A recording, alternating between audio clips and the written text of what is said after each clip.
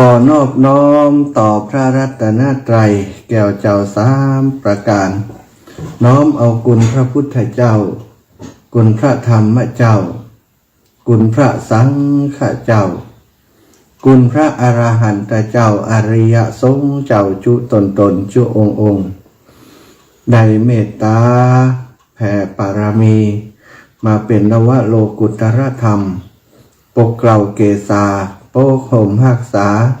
ครูบาอาจารย์พระมหาเถระพระเถรานุเถระ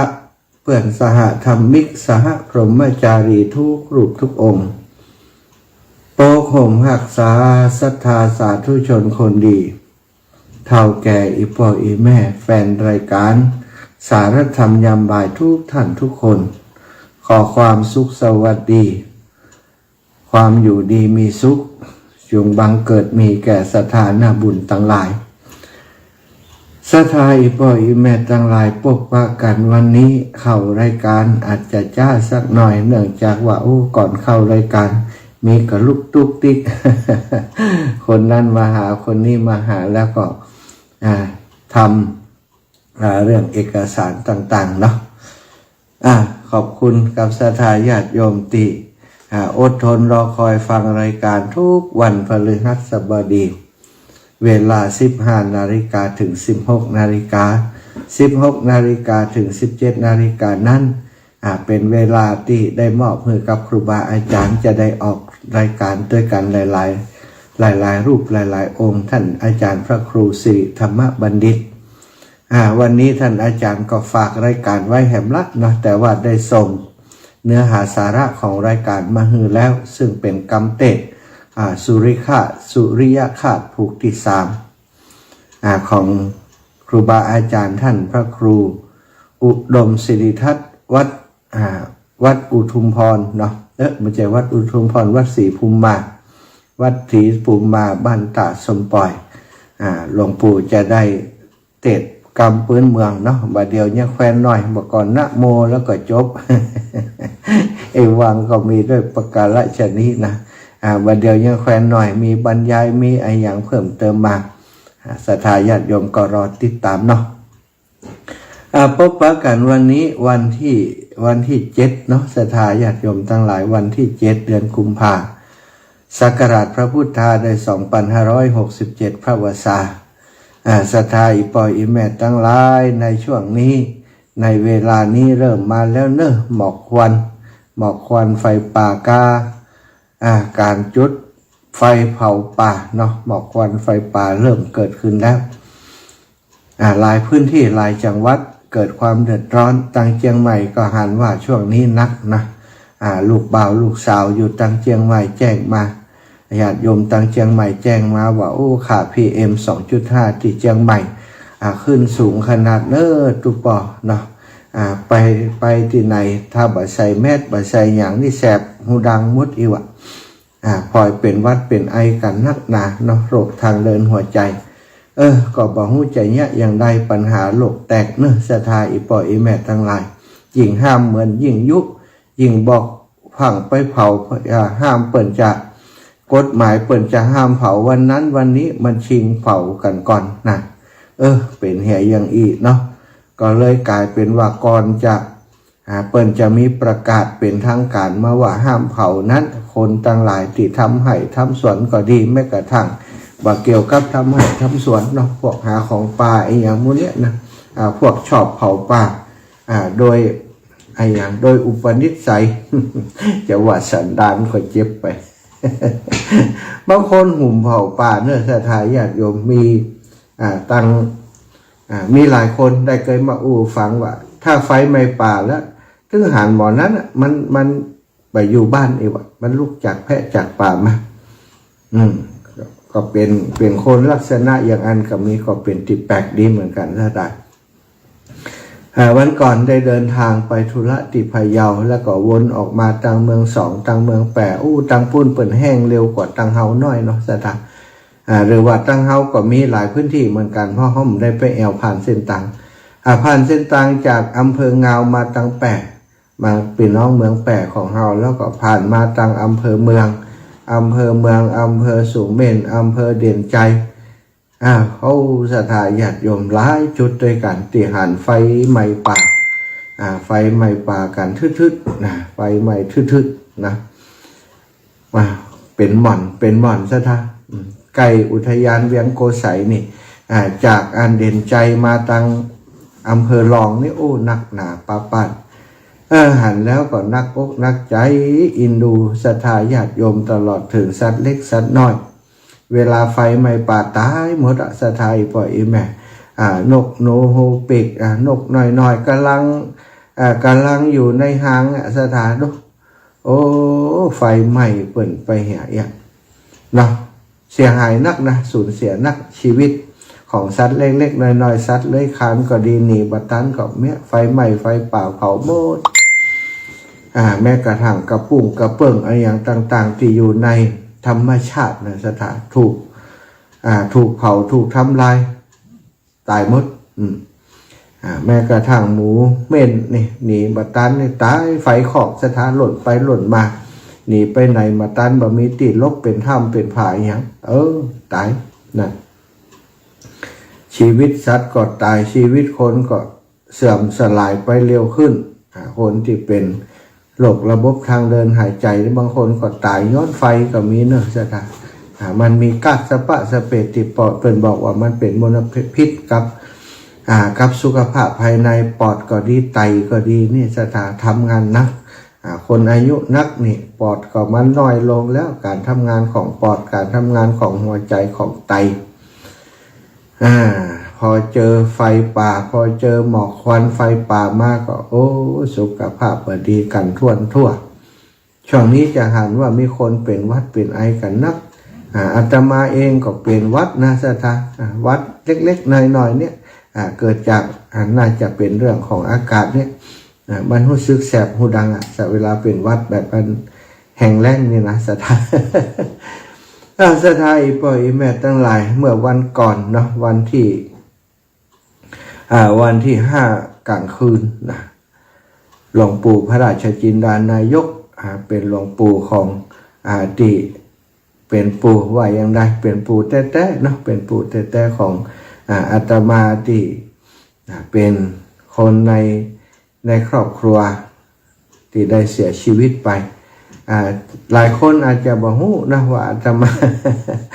มีปู่เป็นอดีตเจ้าคณะจังหวัดลำปางจริงๆแล้วอาตมาเนี่ยบวชมานี่น่าจะอยู่กับหลวงปู่ที่วัดพระเจดีย์เสาหลังพระอารามหลวงหลวงปู่ก็จวนนะสถาแต่ว่าเปิ้นฮู้นิสัยอาตมานิสัยชอบอิสระนิสัยบ่ชอบคุกคีกับหมู่กับคณะที่นักวัดพระเจดีย์เสาหลังนี่เป็นวัดพระอารามหลวงโอ้ครูบาอาจารย์พระสงฆ์องค์สังฆเจ้าอยู่กันเป็นสาวรูปสถาเขาไปอยู่หันมันก็ไปแยกพื้นที่ทำงานกันอย่างกันต่างๆนะหันเปิ่นสมบูรณ์นะก็เลยบอกหลวงปู่ว่าขออยู่ที่อื่นที่มันได้ใช้ประโยชน์ในการบวชในการทำงานเนอะหลวงปู่หลวงปู่ก็ด้วยใจหลวงปู่เป็นผู้ว่าอาตมาเนี่ยชอบอยู่แพะอยู่ป่าอยู่กับสิ่งแวดล้อมเพราะว่าเคยทำเรื่องสิ่งแวดล้อมมาด้วยกัน2 ปูลานโครงการสร้างฝ่ายชะลอน้ำก็ดีโครงการบวชป่าก็ดีโครงการอนุรักษ์ดินน้ำป่าเคยทำร่วมกันกับหลวงปู่มาช่วงที่เปิ่นยังแข็งแรงดีสถาเป็นเจ้าคณะจังหวัดอยู่อาตมาก็รับใจหลวงปู่พออย่างการมาบวชครั้งนี้เนี่ยก็ปรึกษากับปู่อนุญาตก็เลยได้ไปถามได้ไปขอบรรพชาอุปสมบทเนาะแล้วก็หลวงปู่นั่นเองเป็นป่อฮือกับอาตมาได้มอบบาตรมอบจีวรตลอดถึงเป็นเจ้าภาพในการบวชทุกอย่างทุกประการการถวายอุปชาถวายกุศลใส่ฮือมดสถานอาตมาใส่เองชุดหนึ่งเนาะเพราะว่าใบอยากรบกวนก็เกิดว่าเปิ่นก็คงจะมีแต่ผ้าไตรจีวรแล้วก็บาตรเนี่ยมาต่างๆเป็นวัดเตรียมมาหมดเหมือนกันตอนบวชอาตมาพระอุปชาแล้วก็คู่สวดนี่ก็เลยได้2 ชุดไป ได้2 ชุดของอาตมาชุดหนึ่งของหลวงปู่ชุดหนึ่งเนาะหลวงปู่ศรัทธาได้มีอายุ86 ปีเต็ม87 ปีย่าง ได้เกษียณจากการเป็นเจ้าคณะพระสังฆาธิการเจ้าคณะจังหวัดมา 6-7 ปีปฏิตำแหน่งสุดท้ายก็คือที่ปรึกษาเจ้าคณะจังหวัดได้ถึงแก่การมรณภาพไปเมื่อวันที่ 5 สถานอาตมาทราบข่าวว่าหลวงปู่เข้าโรงพยาบาลบัดสบายเมื่อวันที่ 4 ตอนเย็นที่ไปงานพระราชทานเพลิงศพหลวงปู่บุญยังที่วัดทุ่ง5อำเภอวังเหนือได้ปะกับครูบาอาจารย์รูปหนึ่งเปิ้นบอกว่าโอ้ไปลุกยังไม่มากะอีนะแล้วบอกฮู้หลวงปู่สบายกะว่าโอ้บอกฮู้โลอาจารย์มีไผบอกฮื้อน่ะหลวงปู่เข้าโรงพยาบาลตั้งแต่วันที่31แล้วอีว่าก็เลยไปพอดีปะพระอุปัชฌาย์เจ้าคณะอำเภอแจ้ห่มก็เลยถามเปิ้นหลวงปู่รองเจ้าคณะอำเภอปานเนาะอยู่ด้วยกันท่านก็เลยถามก็ได้ทราบข้อมูลว่าโอ้หลวงปู่ดีขึ้นแล้วอีว่าเมื่อสองวันแรกนั่นโอ้อาการบ่ดีเปิ้นบ่ฮื้อไผเยี่ยมหมอบ่ฮื้อเยี่ยมเมื่อวันที่2นะวันที่2นี่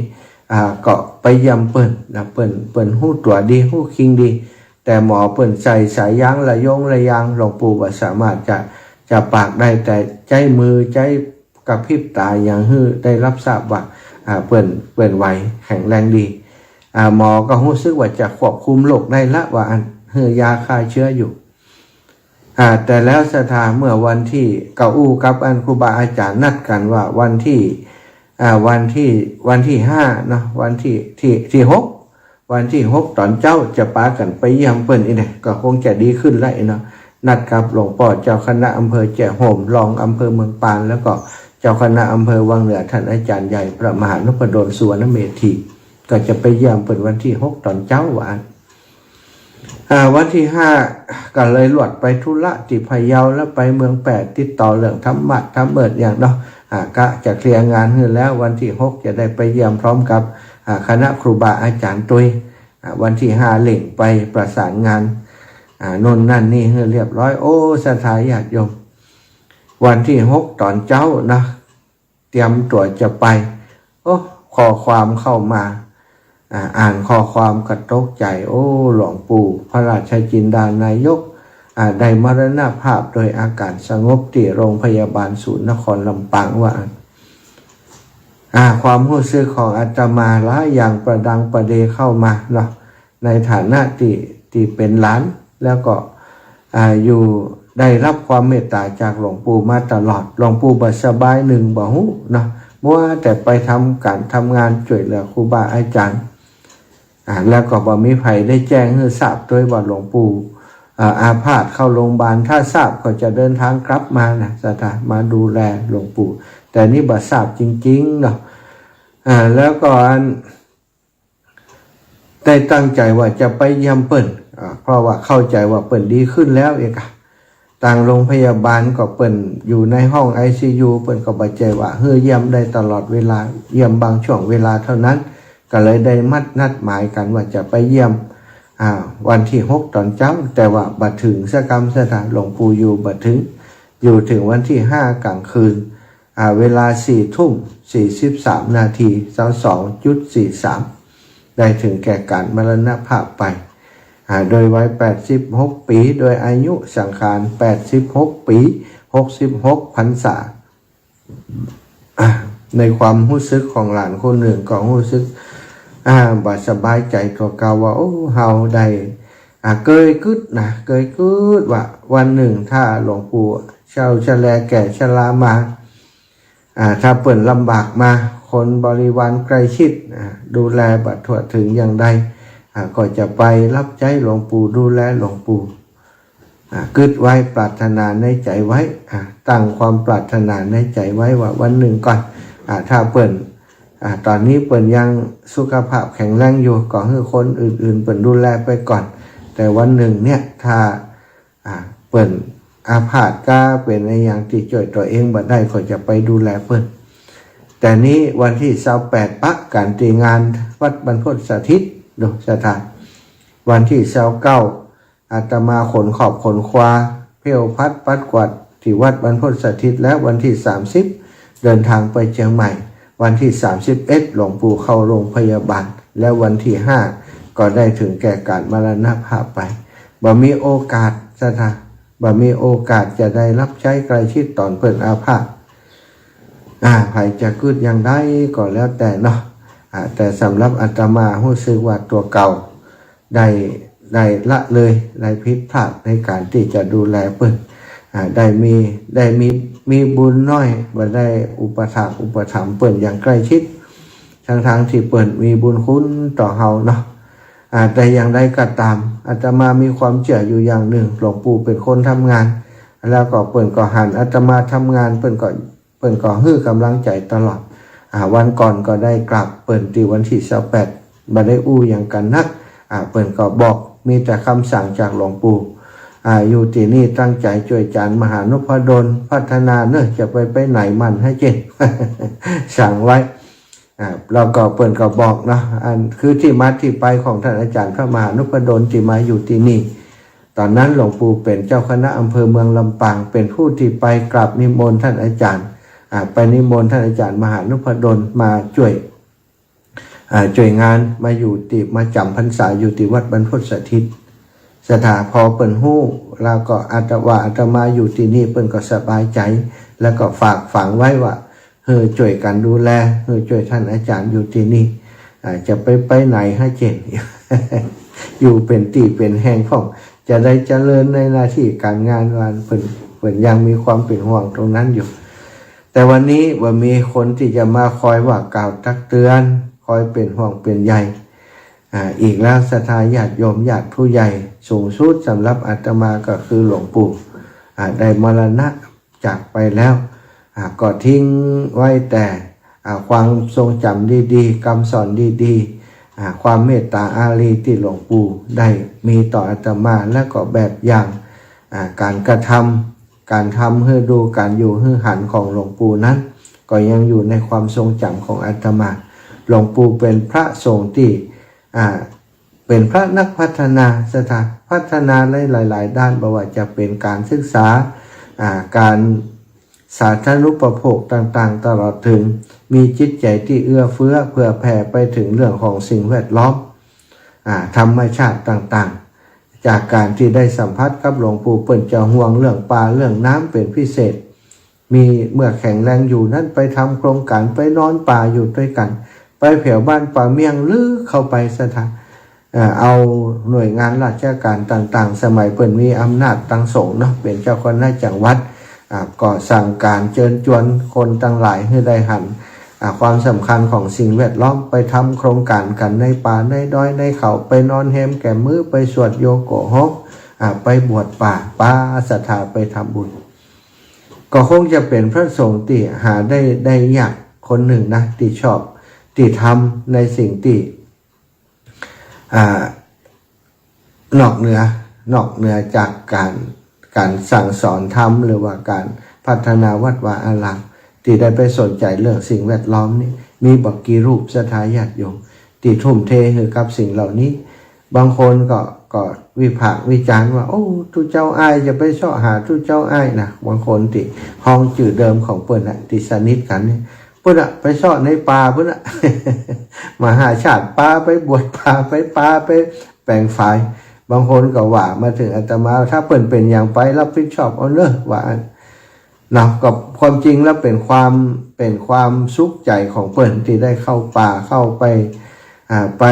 ดูแลป่าดูแลน้ำเปิ้นบอกว่าความกตัญญูต่อผืนแผ่นดินต่อน้ำต่อป่านั้นเป็นสิ่งสำคัญเขาเป็นมนุษย์เขาจะได้ใช้ทรัพยากรธรรมชาติสิ่งแวดล้อมถึงวันนี้ถ้าเขามีน้ำเขาอยู่บ่ได้ถ้าเขาบ่มีป่าเขาอยู่บ่ได้ป่าถูกทำลายถูกเผาก็ดีถูกตัดก็ดีถูกทำลายไปทุกวันแหล่งน้ำก็บ่พอเพียงเพราะป่าถูกทำลายถ้าเราบ่ไปจัดการที่ต้นเหตุบ่ไปช่วยกันดูแลพอก่อยจะมีภัยท่านบอกมีภัยจะดูแลแล้วก็มีหลายคนเนาะที่ทำงานเกี่ยวกับสิ่งแวดล้อมทรัพยากรธรรมชาติสิ่งแวดล้อมสำนักพื้นที่อนุรักษ์ที่13เนี่ยทำงานด้วยกันหลายท่านหลายคนท่านกนกพันธ์ขืมจันทร์ก็ดีเนาะ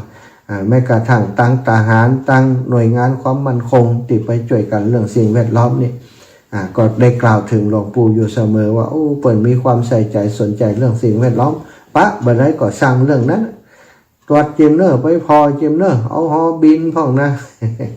ไปคือเขาตัดไหมนะ เปิ่นลูกศิษย์ลูกหาเปิ่นเนาะเปิ่นก็แบบนี้มทผู้บัญชาการมณฑลทหารบกเนาะที่32เนี่ยไผมาก็ตามหลวงปู่ก็จะถ้าไปกราบหลวงปู่เพิ่นก็จะฝากเรื่องสิ่งแวดล้อม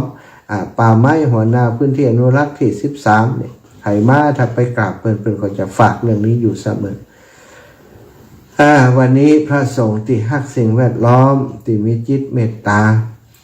ต่อลูกศิษย์ลูกหาต่อลูกหลานศรัทธาญาติโยมได้จากไปแล้วเพิ่นก็ตั้งศพบำเพ็ญกุศลที่วัดพระเจดีย์เสาหลังตะวาที่ผ่านมาเนาะเป็นงานพิธีพระราชทานน้ำหลวงส่งศพหลวงปู่ก็มีขึ้นตะวาก็มีพระสงฆ์องค์สังฆเจ้าได้มาจากหลายตีหลายแห่งตั้งเชียงใหม่ท่านอาจารย์พระครูสมุวิสุวัตวรกิจโจทุกปีนุ่มก็มาให้กำลังใจอาตมาส่งน้ำหลวงปู่มากราบหลวงปู่แล้วก็หลวงพ่อพระครูสาธุกิจจานันท์ซึ่งหลวงพ่อพระครูสาธุกิจจานันท์รักษาการแทนเจ้าคณะอำเภอดอยหล่อนั้นหลวงพ่อจะมาทุกปีเข้าวาสาออกวาสาปีใหม่สถานจะมากราบหลวงปู่ตลอดหลวงปู่วัดบุญญาวัดกับหลวงปู่วัดพระเจดีย์เสาหลังเปิ้นบ่เคยขาดเลยที่จะมาสามีจิกรรมแต่ว่านี้หลวงพ่อเปิ้นก็มาตั้งแต่ตอนเจ้าละเนาะพิธีเปิ้นมีบ่ายแต่ว่าหลวงพ่อจะมีประชุมที่วัดพระสิงห์เลยตีรถมาก่อนให้คนขับรถมาส่งเปิ้นก่อนก็ถวายความเคารพกราบในเมตตาหลวงพ่อท่านพระครูสาธุกิจจานันท์ตั้งคณะสงฆ์ตั้งเชียงใหม่ครูบาอาจารย์เนาะก็ทราบข่าวแต่ว่ามากันมาได้เพราะติดประชุมติดงานของคณะสงฆ์ตั้งเชียงใหม่สถานก็คงจะมีโอกาสตั้งหน้าก้อยฟังข่าวเอาเนอะครูบาอาจารย์เปิ้นอาจจะมาเป็นเจ้าภาพหรือว่ามากราบหลวงปู่สักวันหนึ่งเนาะสรีระศพของหลวงปู่วันเปิ้นจะมีงานสัตตมวานในวันที่12สถานหลังจากวันที่12ก็จะประชุมหารือกันว่าจะเปิดศพให้ศรัทธาได้ญาติโยมได้ทำบุญวันใดพ่องนะในฐานะของลูกหลานของหลวงปู่ลูกศิษย์ลูกหาของหลวงปู่ก็ขอบคุณศรัทธาญาติโยมทุกท่านทุกคนหลายท่านก็ได้ฝากปัจจัยโอนปัจจัยมาทางบัญชีเป็นเจ้าภาพในงานสวดพระพิธรรมค่ำคืนที่ผ่านมาอาตมาภาพและก็ครอบครัวพี่น้องลูกหลานวัดทุ่งโป่งตำบลเมืองปานอำเภอเมืองปานซึ่งเป็นบ้านเกิดของหลวงปู่ท่านอาจารย์พระอาจารย์สงวนสุปภาโสพระนวทรชุติปัญโยนะพร้อมกับศรัทธาญาติโยมท่านผู้ใหญ่ท่านปอาจารย์วัดคนเฒ่าคนแก่พี่น้องบ้านทุ่งโป่งซึ่งเป็นบ้านเกิดของหลวงปู่พร้อมกับลูกหลานครอบครัวของหลวงปู่ที่อยู่บ้านหม้อบ้านทงได้เป็นเจ้าภาพร่วมกันในค่ำคืนที่ผ่านมาเป็นค่ำคืนของญาตินะของลูกหลานของลูกศิษย์ใกล้ชิดที่มาทำกันคืนที่ผ่านมาสำหรับคืนนี้ก็คงจะเป็นของคณะสงฆ์ศรัทธาของคณะสงฆ์เป็นห้องเจ้าบ้านต่างๆที่แสดงความประสงค์มาเป็นเจ้าภาพด้วยกันค่ำคืนที่ผ่านมาก็นอนเฝ้านะนอนตอนเปิ่นบ่สบายบ่ได้นอนแต่เปิ่นแต่คืนก็นอนกับหลวงปู่ที่ศาลาธรรมสังเวชที่วัดพระเจดีย์เสาหลังศาลากตะปุญญประชาสรรค์ที่วัดพระเจดีย์เสาหลังก็คงจะช่วงที่เปิดศพอยู่นี่ก็คงจะไปนอนโดยทุกวันเนาะถ้าบัดติดภารกิจไปที่อื่นที่ไหนช่วงนี้คิดว่าจะอยู่ที่ลำปางก่อนเพราะที่วัดบรรพตนี่ก็จะมีเรื่องราวต่างๆต้องทำหลายอย่างหลายประการอยู่สถานเนาะก็ขอบคุณเนอะศรัทธาญาติโยมทั้งหลายแต่ว่าติดตามข่าวสารต่างๆที่เปิ่นลงไปในสื่อโซเชียลต่างๆแม้กระทั่ง Facebook ของอาตมาภาพที่ศรัทธาญาติโยมเป็นเพื่อนกันใน Facebook ก็ได้ตักแสดงความเสียใจมากทุกท่านทุกคนขอบคุณทุกท่านทุกคนที่เป็นกำลังใจและก็ระลึกถึงคุณงามความดีของหลวงปู่พระราชจินดานายกเนาะ ได้มาร่วมกล่าวคำไว้อะไรตัวกันขอบคุณหลายๆอันการเกิดแก่เจ็บตายเป็นกฎธรรมชาติสดาหรือว่ากฎไตรลักษณ์นั่นเองอนิจจังทุกขังอนัตตาทุกคนเกิดมาแล้วก็ต้องแก่นะแก่แล้วก็มีเจ็บความจริงเจ็บกับแก่นี่มันก็อยู่ด้วยกันนะสดาเขาอาจจะเจ็บตอนหนุ่มก็ได้ความจริงความแก่ก็ความเจ็บมันมาด้วยกันเขาเกิดแล้ววิวัฒนาการในการเกิดจากวันแรกเป็นวันที่สองนั่นแสดงว่าแก่จาก1 วันเป็น2 วันนะสถานแม่นกำแม่นเอามารวมกันว่าแก่เป็น60 70 80 90 ปีว่ากันไปความแก่ความเจ็บนี่มาด้วยกันความเจ็บเมื่อเจ็บป่วยแล้วสุดท้ายถ้าเจ็บหนักๆเข้ารักษาไม่ได้นะอย่างหลวงปู่ของเราเนี่ยรักษาบ่ได้มีคนถามว่าเปิ้นเป็นอะไรอย่างตายวะเปิ้นอันติดเชื้อนะติดเชื้อเป็นไข้หวัดก่อนนะสถานแล้วไปโรงพยาบาลไปเช็คปอดปรากฏว่าปอดมีปัญหาเนาะปอดทำงานบ่ค่อยดีเช็คปอดแล้วปรากฏว่าปอดติดเชื้อนี่หลวงปู่ไปอินเดียไปที่เมืองกาลิงคลัดเนาะก่อนที่จะหลายปีก่อนแล้วสถานหลายปีก่อนประมาณ 3-4 ปีก่อนละไปเมืองกาลิงคลัดกลับมาแล้วลงสนามบินปุ๊บก็เข้าโรงพยาบาลเลยสถานปรากฏว่าท้องเสียอย่างรุนแรงจนพอหมดสติบ่ฮู้ตัวเลยนะท้องเสียอย่างรุนแรงก็ปรากฏว่าได้ตรวจพบเชื้อแบคทีเรียในกระเพาะในลำไส้แล้วก็มันก็ลุกลามนะไปถึงปอดถึงอย่างตัวตอนนั้นก็ใจยาคายเชื้อดีว่าช่วงนั้นร่างกายของหลวงปู่เนาะยังแข็งแรงดีอยู่บ่เคยเป็นอย่างกำเตื้อยังแข็งแรงดีอยู่ก็รักษาไปก็หายนะหายแต่ก็เชื้อมันยังฝังตัวอยู่คิดว่าประมาณนั้นสถานพอมาป่วยครั้งนี้โดยสภาพร่างกายที่อ่อนแออายุนักขึ้นก็ทำให้สุดท้ายโรคที่เกิดขึ้นในตัวของหลวงปู่ก็ลามไปเนาะจากตับก็ไปหาไตก็ไปที่หัวใจเนี่ยทำให้สุดท้ายปุ๊บหัวใจล้มเหลวได้มรณภาพไปก็ไว้ก็86-87สถานก็ถือว่าชราภาพมากนักเต็มทีแล้วก็บุญอย่างหนึ่งหลวงปู่บอกว่าถ้าเจ็บเป็นเย็นอุ่นถ้าจะตายขอให้จะไปเป็นพระไผ่เตอะหันคนเฒ่าคนแก่ที่เปิ้นก่อนจะเสี่ยงชีวิตเจ็บเป็นเย็นอุ่นมาเข้าโรงพยาบาลออกโรงพยาบาลบัดตายสักเตื้อเปิ้นว่าถ้าเป็นนี่ขอถ้าเป็นอย่างถ้าจะไปก็ขอให้ไปง่ายๆไปดีๆเถอะอยู่ผาธนาหลวงปู่เปิ้นสร้างบุญมาผาธนาอย่างนั้นหลวงปู่ก็เจ็บความจริงเป็นไข้หวัดบ่ได้สถานไปโรงพยาบาลก็ไป4-5 วันก็ได้จากไปคนที่อยู่ตั้งหลังก็ทำหน้าที่ของลูกที่ดีหลานที่ดีพุทธศาสนิกชนที่ดีครูบาอาจารย์เป็นพระสงฆ์องค์สังฆเจ้าปกครองคณะสงฆ์มาหลายปีจากเป็นเจ้าอาวาสมาเป็นเจ้าคณะตำบลเจ้าคณะอำเภอแล้วขึ้นตำแหน่งสูงสุดถึงเจ้าคณะจังหวัดจังหวัดหนึ่งมีพระสงฆ์สักกี่ร้อยคนศรัทธากี่พันคนแต่หนึ่งในนั้นคือหลวงปู่ได้ขึ้นมาเป็นเจ้าคณะจังหวัดถือว่าเป็นเกียรติประวัติเป็นเกียรติคุณของคนเมืองปานอำเภอเมืองปานนี่มีเจ้าคณะผู้ที่เป็นเจ้าคณะจังหวัดอยู่อำเภอเมืองปานอยู่บ้านทุ่งโป่งนะบ้านเกิดของเปิ้นนะบ้านทุ่งโป่งเป็นเกียรติประวัติของหมู่บ้านของอาตมาเลยทีเดียวสถานแต่วันนี้เนาะคุณงามความดียังคงอยู่แต่สรีระสังขารหลวงปู่บอกเรื่องอย่างแล้วสถานมีแต่จะทำบุญทำกุศลส่งไปให้เปิ้นหมู่เฮาที่ยังมี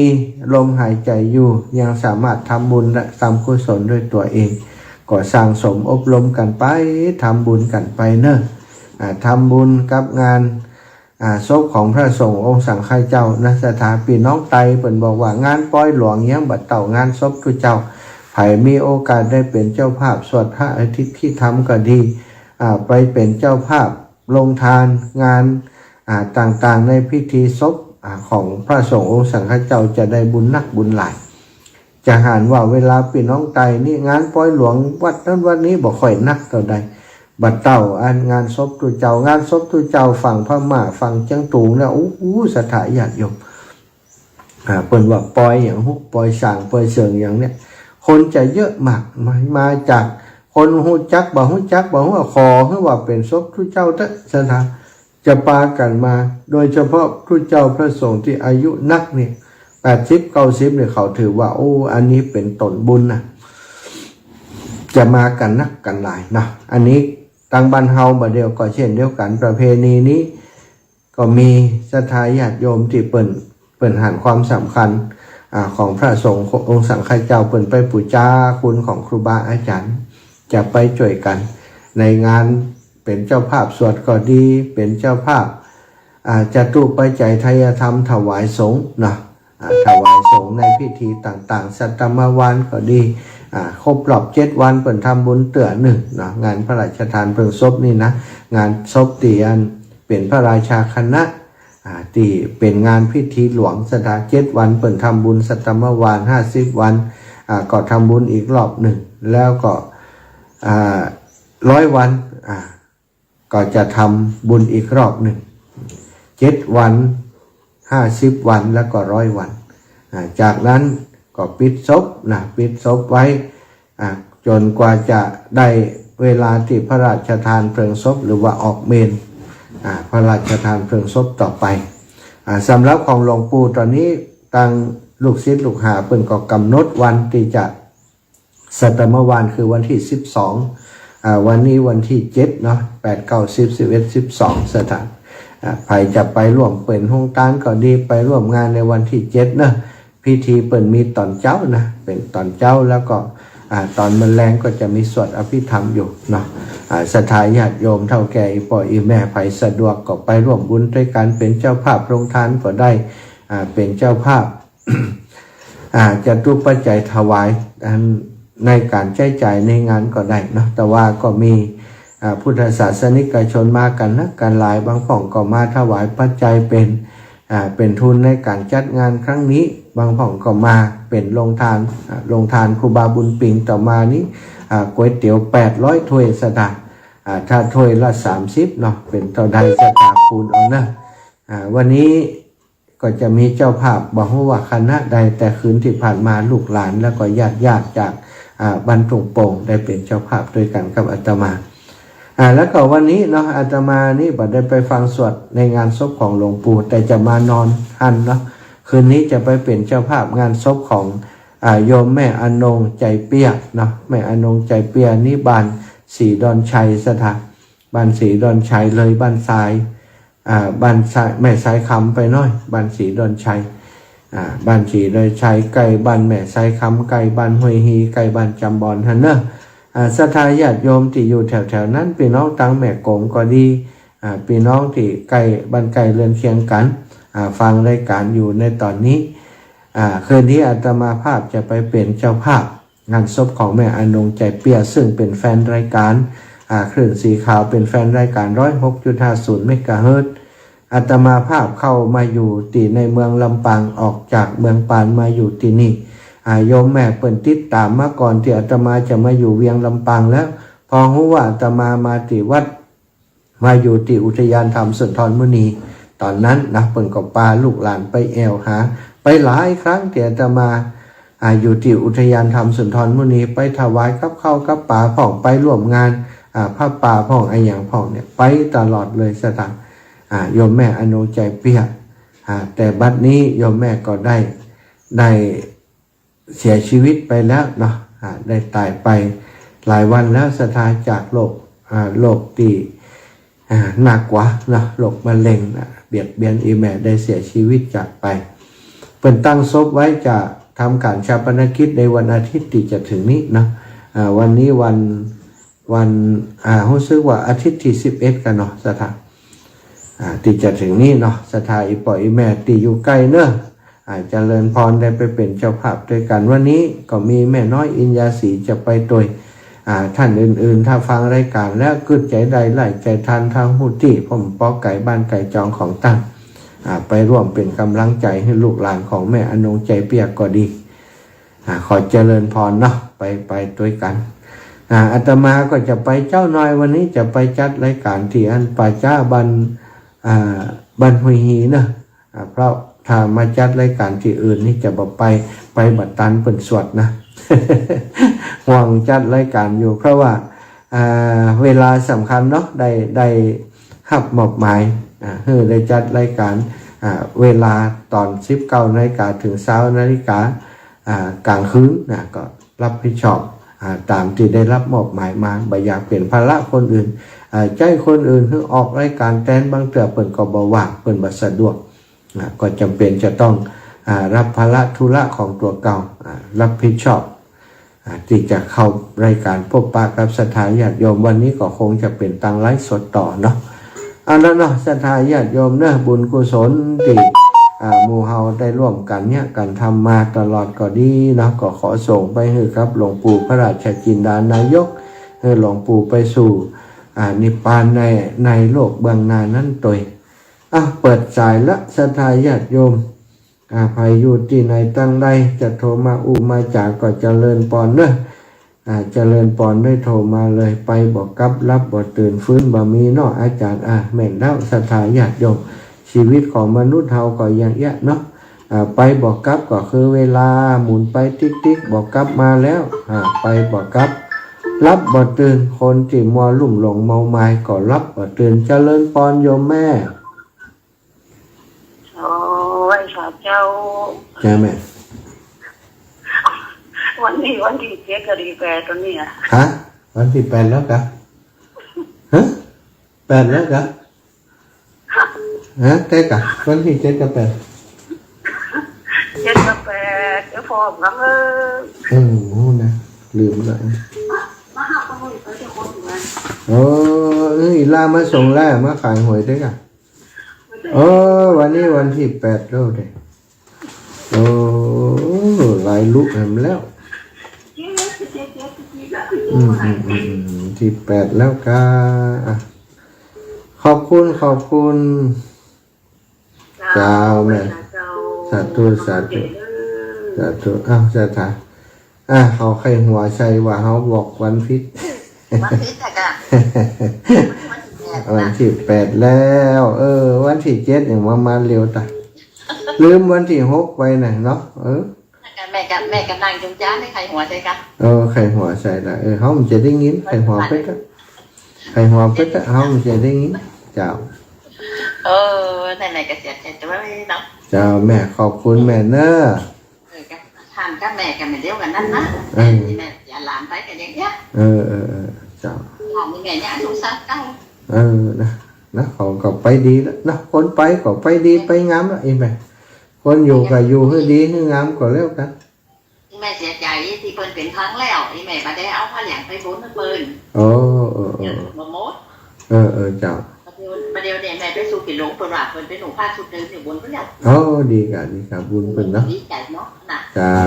นั่นแม่ใจดีน่ะตั้งนี่แม่ได้ฟังธรรมแม่ก็นั่นเนาะสาธุเป็นเดียวกันนั่นเนาะเจ้าอีแม่ขอบคุณแม่เนอะบุญรักษาแม่นะเจ้าอยู่ดีมีสุขเจริญพรพี่น้องแจงหัวลินเมืองฝาง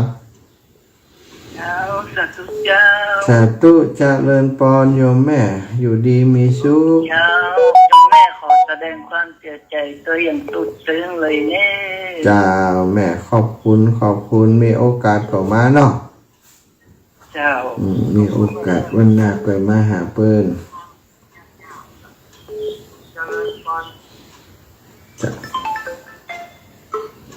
เจริญพรแม่อุ้ยอินสาเจ้าท่านอารมณ์ดีเจ้าแม่อุ้ยฟังอยู่นะเจ้าคุณฟังเจ้าลายเหมือนกันนะเขาว่าโทรหาท่านมาหานะเจ้าอีแม่เขาว่าโทรว่าจ้างให้ว่านะคนที่โทรจ้างก็บอกขอโทรอย่างนี้เต็กอย่างนี้เขาว่าจ้างว่ะ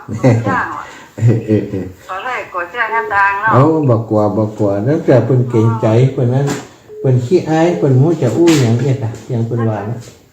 ถ้าจะกลัวอะไรที่ค้าได้ดีในตาบ่ใจจ้าใช่จ้ะเนาะไม่อันนี้มีแต่ขยักได้ยินคนโทรมา ไม่ไว้ต้องทำเรื่องน้ำบ้านเนาะเจ้าดีแล้วจะได้เป็นกำลังใจกันฟังตลอดเนาะเจ้าสาธุวินะเป็นกำลังใจให้นะเจ้าเจ้าวิเจริญพรแม่ยายพรร่องวัวแดงธรรมะสัจจเจ้าธรรมหาเจ้าแม่อยู่ลำปางเหมือนอยู่ลำปางเพ่เจ้าเคยมาก่อนลำปางฮะก่อนก็ไปหลานอยู่เพื่อเปิ่นนึกว่าเปิ่นว่าลำปางก่อนลำปางหูจักสักเดือบ้านหัวทุ่งหัวทุ่งไก่หิมที่เขาอยู่ทันแล้วน่ะกะมันหลายหัวทุ่งนี่ถ้าหัวทุ่งอย่างหัวทุ่งสามัคคีทุ่งหัวจ้างกะจะไปทุ่งหัวบ้านหัวทุ่งดีเช่นที่จะไปอันน่ะหลวงพ่อเกษตรน่ะพุ่นกะเช่นพุ่นกะเอาสาธุนะแม่ยายพรขอบคุณหลายๆเจ้าน้ำสกัดเจ้าบุญรักษาแม่ยายพรไปโดยไอไปโดยเจริญพรเจ้าแม่เจ้าไว้สาเจ้าขอแสดงความเสียใจด้วยเนอะเจ้าแม่เจ้าแม่ขอส่งดวงวิญญาณของหลวงปู่ขึ้นไปสู่สวรรค์นภาลัยเนอะเจ้าสาธุสาธุสวรรค์นภาลัยเนาะเนี่ยลำปางนี่แม่เคยไปศพเมื่อเดือนธันวาคมที่4 ธันวาคมบ้านนาป้อนั่นแหละนาป้อไตเจ้าป้อไตกันไหมถ้าคนเอาศพมาเผาวัดหลวงพ่อเกษมเจ้านาป้อเป็นจะเอามาทั้งแผ่ไหมไก่กันเด็กดีลูกอยู่เขาเลี้ยงเขาไหมไก่กันก็ติดลูกอยู่วัดนั่นมาไก่แม่มาไก่กะเจ้าแม่ไปกับไปซกนั่นนะเจ้าแต่แม่เคยไปหลายเที่ยวหลายรอบแต่แม่ไม่ได้ไปถึงที่ปุ่นได้โอเควันหน้าเกิดมาน้องแม่เนาะวันหน้ามีบุญมีวาสนาก็ให้ได้พดไปอยู่เนาะเจ้ามิกะสัตว์ตัวเจ้าจ้าเจริญพรแม่ไปตัวก่อนวันนี้นมัสการพระอาจารย์เจ้าไปตัวฮะรับดีกว่าอย่างดีกะหลวงปู่ว่าแม่ไปแม่ว่าจะตักสกามอยแม่มาให้ก่อนเดี๋ยวให้แม่กับไปกันไปกับฝากซองแม่น้อยฮะนุเหรอนึกว่าแต่แม่น้อยเอาซองอยู่ แต่เขาว่าแม่ฝากไข่ไม้ใจนะนึกว่าใจแม่น้อยหอมไปกับแม่มาก่อนได้หันหน้าไผ่คนทั้งบ้านมาก่อนได้หันเขาจะนักไหมพอมันอยู่ตั้งไหนปุ่นเนาะเตียวรัดหน้ารัดตาเป็นก่อนได้มันงานคนนักครูบาอาจารย์พระผู้ใหญ่มาเยอะคนนักแต่พี่แม่ก็มันขี้ขันไปรบกวนเปิดเขาลดน้ำอย่างไรเขากลับบอกว่าผู้เช่ามันนั่นก็ว่ากลับเตอได้มาเนี่ยได้ฝาก2ไม่น้อยว่าได้หันหน้ากันก็แต่ว่าได้หันที่แม่หันกะแต่แม่กล้าตาน้องอย่างก็ที่ว่าลาดจนเอาน้ำแล้วอย่างเธอสั่งแม่ว่าเดี๋ยวเจอบอกมาจนเด้อโอ้เจอคนอยู่ไหนเนาะเจ้าเราที่แม่จะไปน่ะนั่นถูกเจ้าตีเราแม่ได้ไปแม่ไปถึงเจ้าภาพงานศพด้วยกันวันนี้มันได้มาเป็นเจ้าภาพด้วยกันเนาะได้ไปจะนอนเจ้าวันถูกจะไปเจ้าตีก็จะไปละเจ้าดีละอ่อนจะเดียดคืนหนึ่งก่อนอ่อนจะเดียดสัตตุกันชื่อนอมาว่าจะย้ำหัวมีเวลาอยู่บ้านได้มันแล้วได้ก็ไปอยู่หันอยู่นี่ไม่ได้กินนะเนาะได้การเดียวไทยแม่มาก็จะไปจะไปบิณฑบาตวันสักวันกันเราอ่อนไม่ยากกันละท่านเจ้าแม่มามันได้ก็บอกได้ไม่จะย้ำนอสัตตุเจ้าเจริญพรแม่ย่าแม่เย็นใจคำบ้านทับหมากเจ้าแม่ได้ยินพระอย่างก็ที่ว่าวัดตอนมุนอูว่าแม่หูห้าแม่ฟังนะแม่ก็ใช้ไปกับแม่ที่วัดตะว่าแค่วิจิตรหนักแม่ก็ว่าเลยผมไปไอ้เนาะเจ้าแม่ก่อนมาวันอื่นเนาะเจ้าไปวันอื่นเราจะแม่จะไปวัดเนี่ยนะที่เจ้าสิว่าอย่างก็ขันมาล้างจานนะจ๊ะ เจ้าหลวงพ่อพระธรรมรังเป็นเราสร เป็นญาติกันเนี่ยแหละ เจ้าอีแม่เป็น ญาติกันมหาแหละ ใช่หลวงปู่วัดเจดีย์เช้านะเป็น ญาติเนาเจ้าสาธุแม่สาธุเจ้าสาธุสถาญาติโยมเนอะเวลาหมดเวลาขอนำรายการจากสถาไปด้วยเวลาเพียงเท่านี้จัตตารโอธรรมาวัฏันติอายุวันโนสุขังพระลางกันเดียวรอพบปะกับครูบาอาจารย์ในช่วงที่สองเนอะมีความงามเงียบไม่เปรียบเทียบเขาเทียบเราใครมองไม่งามช่างเขาแต่เจ้าก็คือดอกบัวด้วยความสัตย์ซื่อยึดถือความดีเป็นหลักใครรักไม่รักก็ไม่จมปลักมองมัวเมื่อโผล่พ้นน้ำก็เห็นความงามในตัวไม่ยึดติดในตมชั่วขอเป็นดอกบัวดอกดีใครไม่มองว่าบัวงามเด่นแต่บัวก็เป็นดอกบัวทุกวันอย่างนี้ไม่อยากเด่นดังแต่มุ่งหวังในทางเด่นดีเกิดมาเพื่อสร้างบารมีถวายชีพนี้บูชาดอกบัวดอกน้อยเฝ้าคอยคนที่ใจบุญมาโอบเอื้อเกื้อกูลรู้ค่าของบุญเก็บบัวขึ้นมาเพื่อสร้างความดีและสร้างบารมีดังว่าใช้ดอกบัวนี้บูชาพระสัมมาสัมพุทธเขา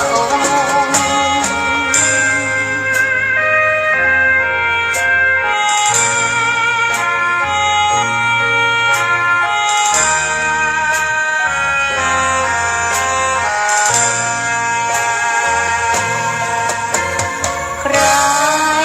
ไม่มองว่าบัวงามเด่นแต่บัวก็เป็นดอกบัวทุกวันอย่างนี้ไม่อยากเด่นดังแต่มุ่งหวังในทางเด่นดีเกิดมาเพื่อสร้างบารมีถวายชีพนี้บูชาดอกบัวดอกน้อยเฝ้าคอยคนที่ใจบุญมาโอบเอื้อเกื้อกูลรู้ค่าของบุญเก็บบัวขึ้นมาสร้างความดีและสร้างบารมีดังว่า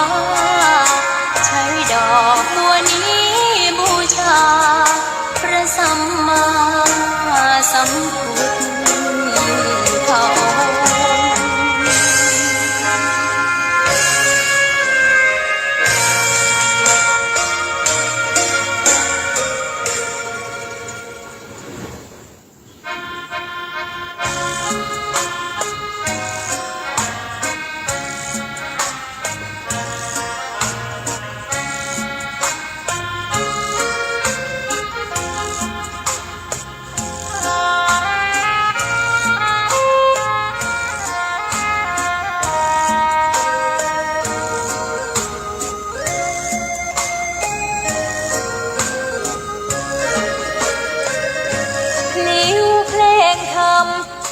ถ้อยคำเข้าถึงจิตใจ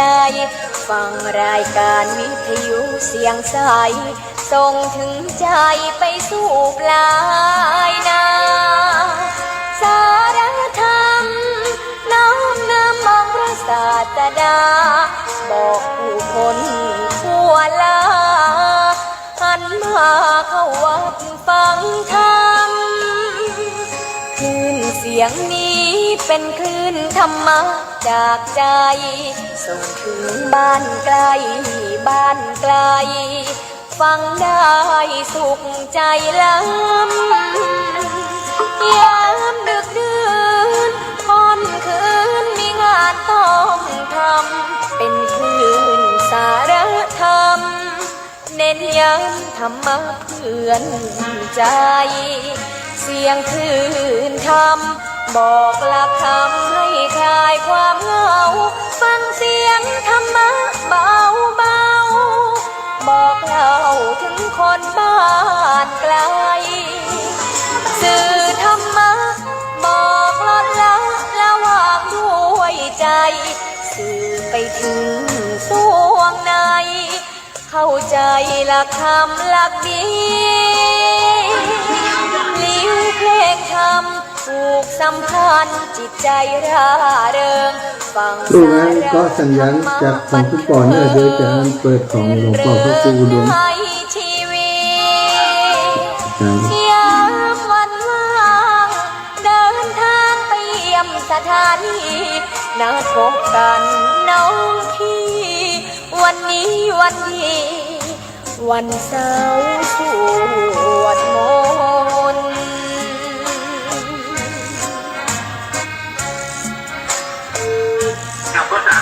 ครับว่าไงเจข้อลงปางมันอันยังป้องกับยาจากเองนะมันชั่วโมงนี่จะเป็นของพระครูสิริธรรมบัณฑิตอาจารย์ได้บอกผมเดี๋ยวบอกไปละจากสาธุเสียงคลื่นธรรมบอกหลักธรรมให้คลายความเหงาฟังเสียงธรรมะเบาเบาบอกเล่าถึงคนบ้านไกลสื่อธรรมะบอกลดละระหว่างด้วยใจสื่อไปถึงสวงในเข้าใจหลักธรรมหลักดีลิ้วเพลงธรรมผูกสัมพันธ์จิตใจร่าเริงฟังสาระธรรมะบันเทิงรื่นเริงในชีวิตยามวันว่างเดินทางไปเยี่ยมสถานีนัดพบกันน้องที่วันนี้วันดีวันเสาร์สวดมนต์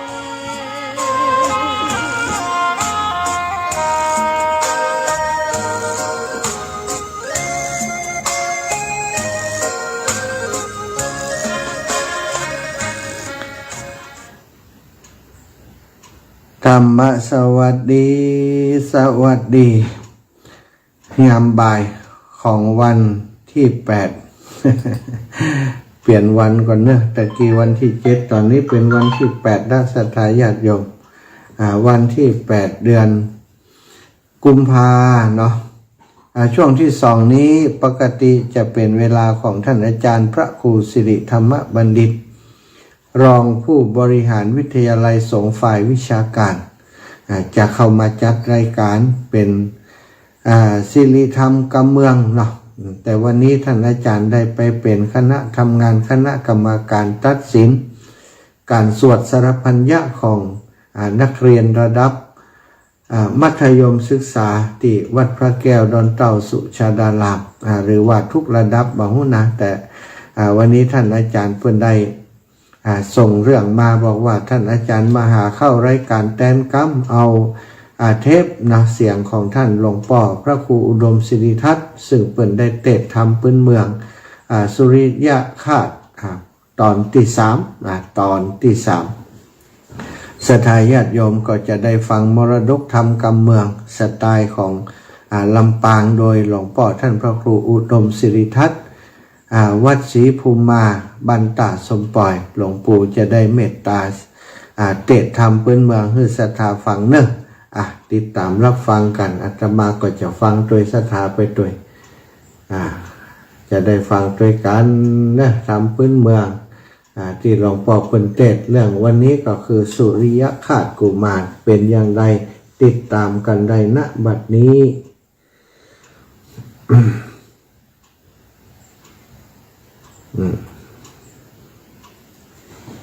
ำลังหมุนเว่นๆอยู่ใช่ไหม อย่างใดยาวถึง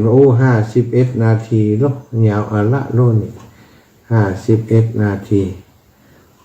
ท่านอาจารย์มันอย่างใดหมุนเว่น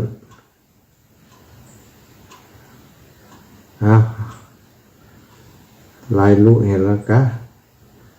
มันหมุนเว่นใส่นี่โหลดจ้ากามันนักโลนี่รอแป๊บหนึ่งนะสถาถ้ามันหมุนแล้วมัน ถ้ามันโหลดแล้วมันก็คงจะออกหลวงพ่อท่านพระครูอุดมศิริทัศน์จะได้เทศธรรมพื้นเมืองสุริยคาตกันที่3ตอนต้นเพื่อสถาญาติโยมได้รับฟังเนื้อหายาวน้อยสถา51.07 นาทีซึ่งก็ต้องโหลดสักกัมก่อนนะเอาละพร้อมขอนอบน้อมต่อพระแก้วเจ้า3 ประการอันมีพระพุทธพระธรรมพระสงฆ์หรืออริยสงฆ์เจ้าทั้ง3อันเป็นที่เคารพเป็นที่สักการะบูชาของเอาเจ้าพุทธทุกผู้ทุกท่านที่นับถือพระพุทธศาสนาขอคารวะต่อพระเถระหรือมหาเถรานุเถระพระคุณเจ้าทุกรูปทุกตนทุกองค์พร้อมกันนี้ก็ขอเจริญสุขสวัสดีกับท่านสาธุชนท่านผู้ฟังรายการสิริธรรมกำเมืองของท่านพระครูสิริธรรมบัณฑิตวัดวิ่งเมืองมูลเจ้าอาวาสอาตมาก็ได้บันทึกเสียง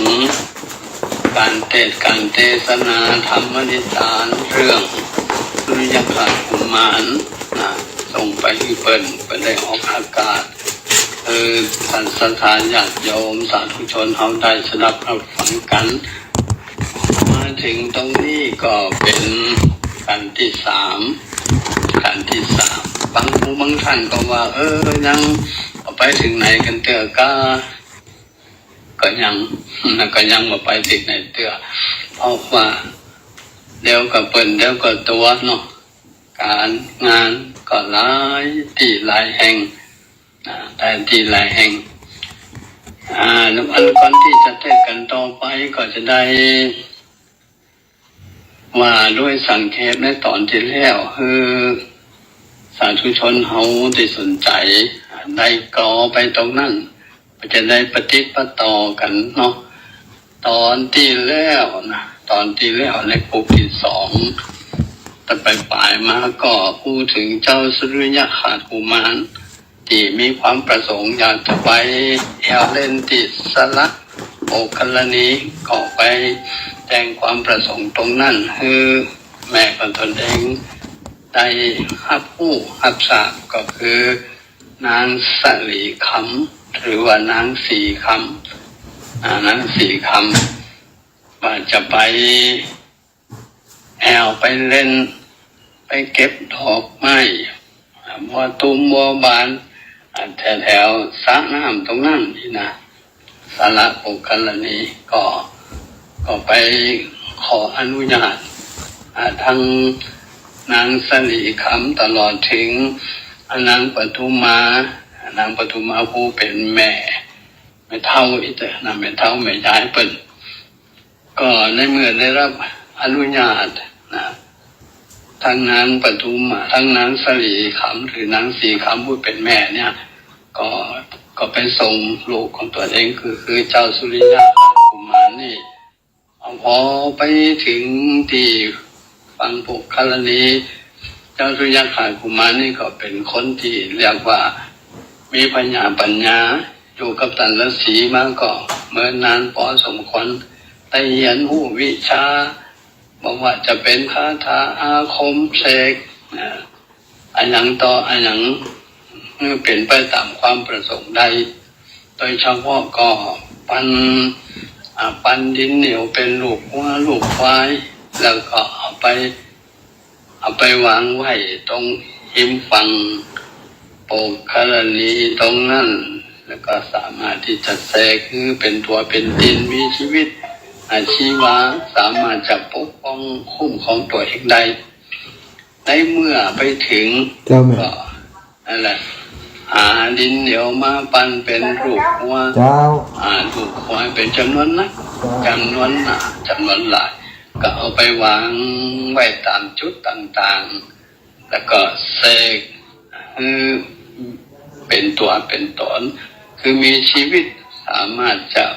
วิ่งเล่นกินหญ้ากินโกงอย่างตรงนั้นได้เหมือนกับวัวกับควาย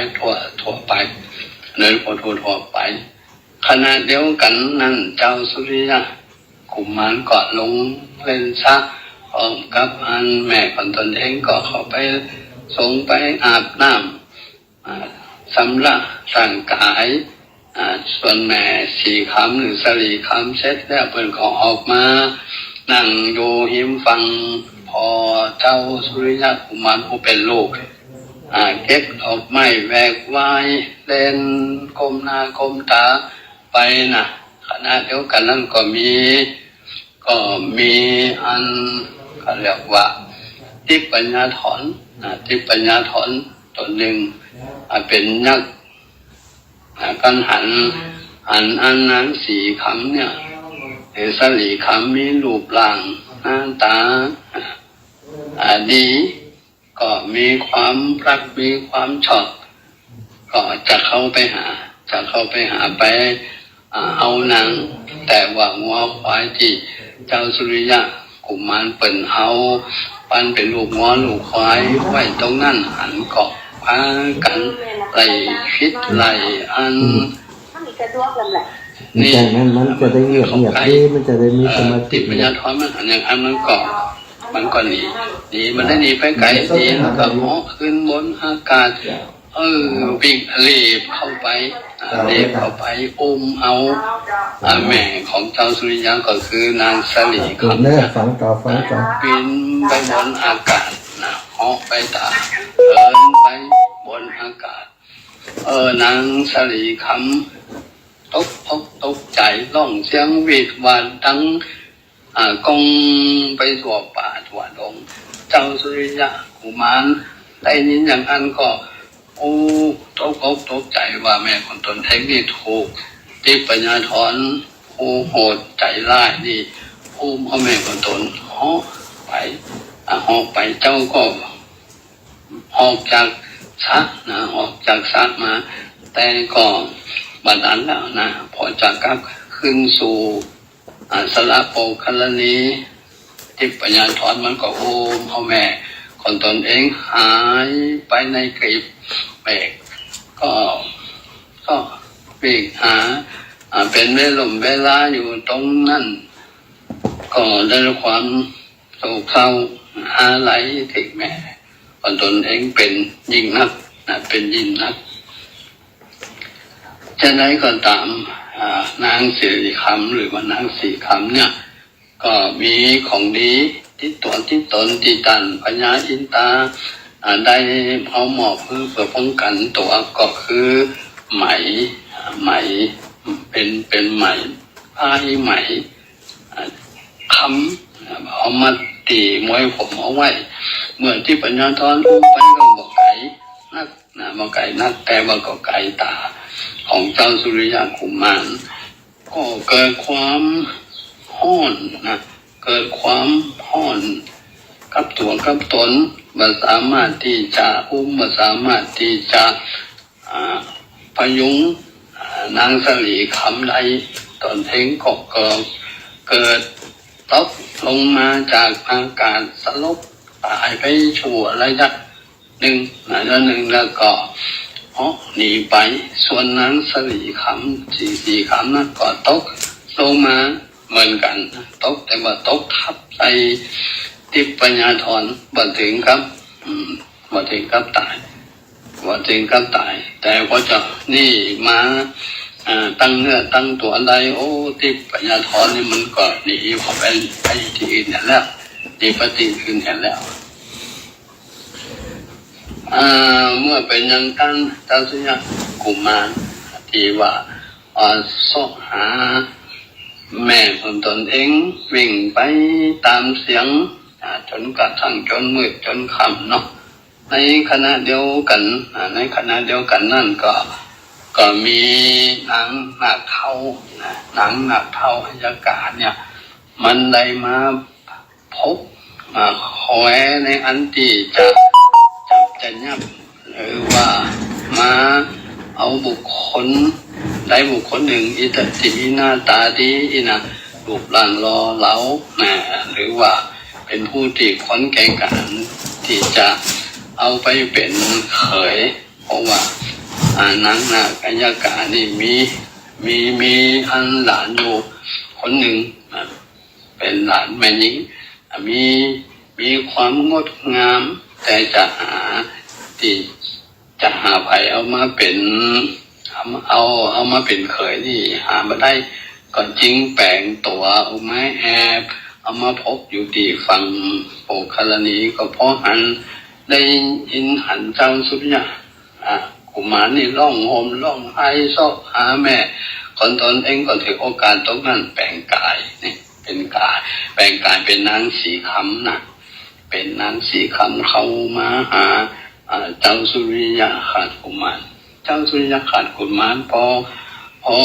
หันหลังอันก็เชื่อสนิทเลยว่าโอ้แม่ของตัวเองเนี่ยกลับมาอีกอย่างหนึ่งอัยการนักตัวเนี่ยมันก็ปลอบใจว่าโอ้เขาได้ป้ากันแล้วแม่ไปไหนแล้วลูกเอ้ยแม่ได้มาป้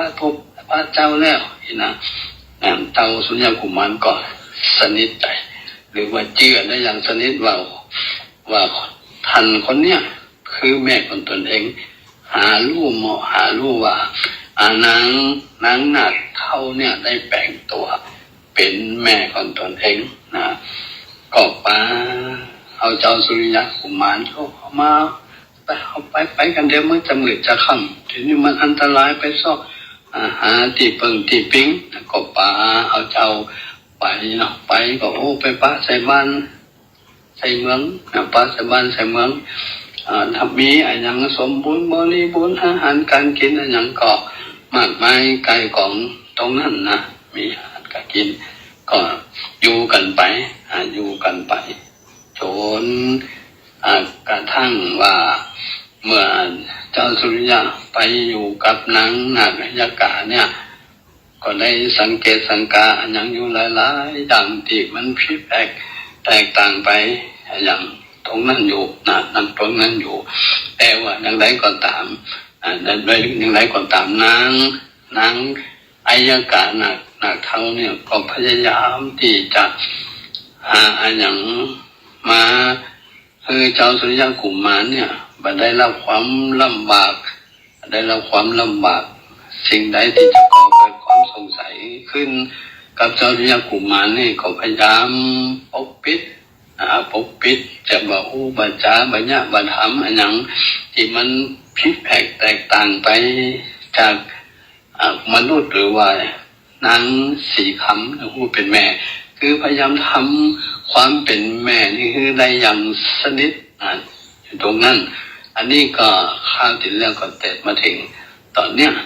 เอาไปเขาก็จะได้นำมาเตะในกันที่3กันต่อไปเนาะนะโมตัสสะภะคะวะโตอะระหะโตสัมมาสัมพุทธัสสะองค์ที่สันโตอัญญังกัญญาสัตถิงนังกะปุลังกันตวงวะสิติสาอันตะวนดุลังสัมปุริสังตังอายะตุฟังดีใหญ่อังบ่เศร้าแต่ผู้กะทนเก้าถึงผู้พ้นสาม ติดตามมังบอกการฟังเมื่อเจ้าสุอาลียาการกุมารมีสมปันยังไปการใดปะพังนำพระมารดาตุกไก่การตั้งห้องถึงประเทศต้องเมืองอังพาลาอันไอยะการตั้งนักเท่าเน่งละเมดเหมือนแม่เจ้าเทวีนำตนบุญมีกินคู่ไปอยู่ห้องเงินขวางแล้วว่าจะกำพังหลอกเจ้าว่าดูลาลูกโนเนาสายตาส่องเราล้างกำผ้าปะบังนาเมืองคนมาตกคนตั้งคายเจ้าอย่าปากให้จะแกงเจ้าจอมแปงแห่งแม่จุ่งอยู่แต่เงินต้นอย่าเดินออกนอกต่อเต้าแม่ปอกขึ้นมังดอกพุนทานาไทยยุงบังนักได้หลายปีองเครื่องขิงสงเศร้าจนเกิดวังอยู่กับแม่เจ้ามันดานเต่าว่ายังมีวันหนึ่งนั้นนาไอยะกานาเท่ากองเก่าแก่เจ้ากุมันวังดูลาลูกยังขันยิงย้อยอันสาลมน้อยและใจลามตาลงลูกงามยิงแย้มมาดังจังแต้มหากฤษนางเอากันมาเป็นมุงเดียวเลยนะอยู่ที่สวนอุตญาณเก็บดอกบานมาซ้อมใส่แวดล้อมใส่แวดล้อมแผ่นอ้อมที่นาผมทั้งข้องจมยุบพอแลนต่างต้องกันมีทุกวันบ่ขาดเจ้าน้อยอนาจจุงไปตามองค์เต้างามข้าวเป็นลูกเต้าและลานพระญาณเจ้าจุงไข่จาย่อใหญ่อุ่นลางใดหากจะกสมจะแลนา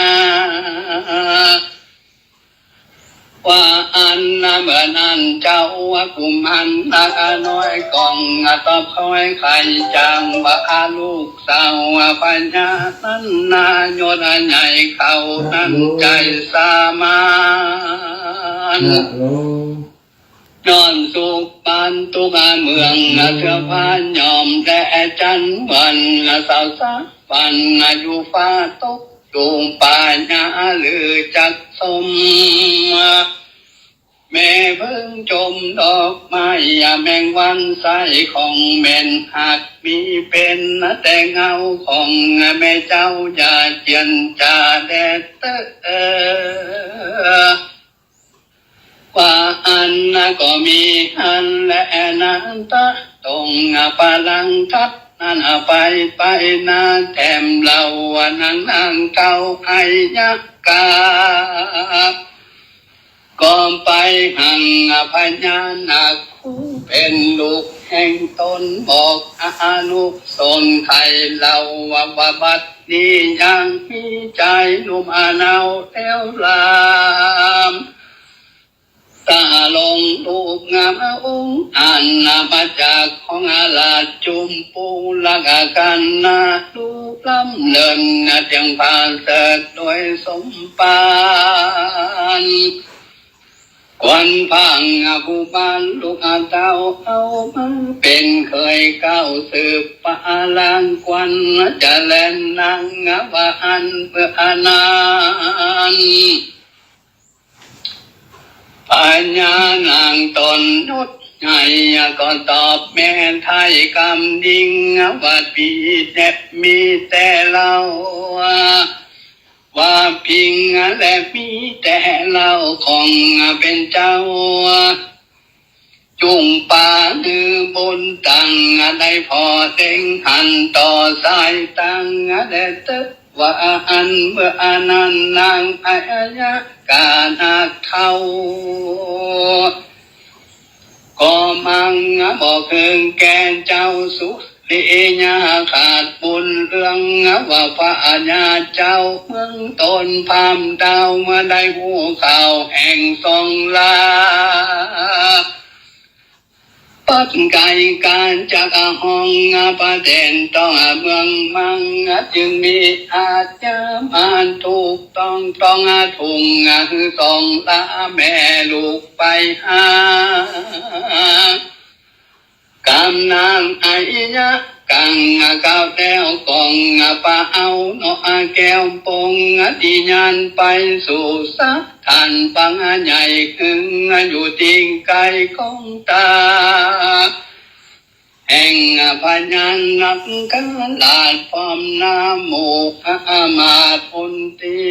ก็มีอันเล่นนาเมื่อนั้นพญานาคตนนุษย์ใหญ่ได้หันแจ้งได้หันเจ้าวันหัวไทยสุริอาญาขาดภูมานมีลูกเจียงขันลำเลินเต้าก็บังเกิดคุณนังจริงใครฟ้าจานที่ถอยว่าดูลาเจ้าหนุ่มน้อยเด็กข้าเจ้าพังดานางใครใดยังคงกังใจอันใดทุกเมืองไหนมาหล่อนมายังจอดเมืองเฮาอันว่าสองปิงเป้าป่อแมงพิจืดแต่สันใดจุงจักไข่บอกเราคือเฮาเป็นเจ้าได้หัวจุอันแดเตว่าอันเมื่อนั้นเจ้ากุมันตนองค์อันก็ย่ออับเพียวาดเจนจ้าให้ขี้แต่งเก่าอึงปัญญาหนักเป็นเจ้า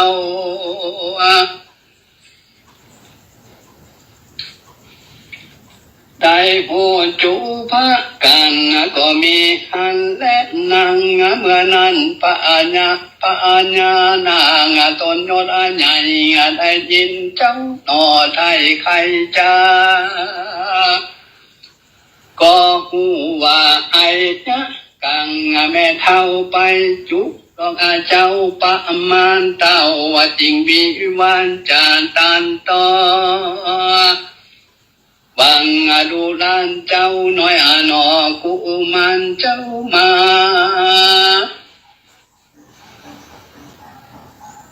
หลอนสถานเมืองหนักเฮาอันนี้หากยินดิ่งแต่ว่าเฮายังมีปัญหาอันหนึ่งสายเติมมาแต่ไทยเติมมาแม่นเจ้าปีพัชญา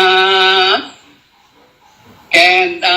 เฮาจักเตียงเอาไว้เสริมมาปาลาแม่นเจ้าปิสันจะนังบ่ได้เฮาจักใส่ตันตะกรรม